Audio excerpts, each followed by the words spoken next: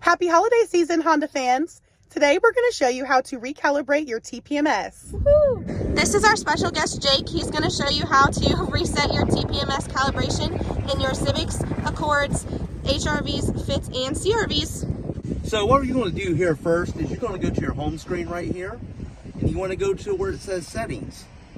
You simply click on that. You're going to scroll down to where it says Vehicle. Click on that. Now the first one you'll see, it says TPMS calibration. You're going to click on that.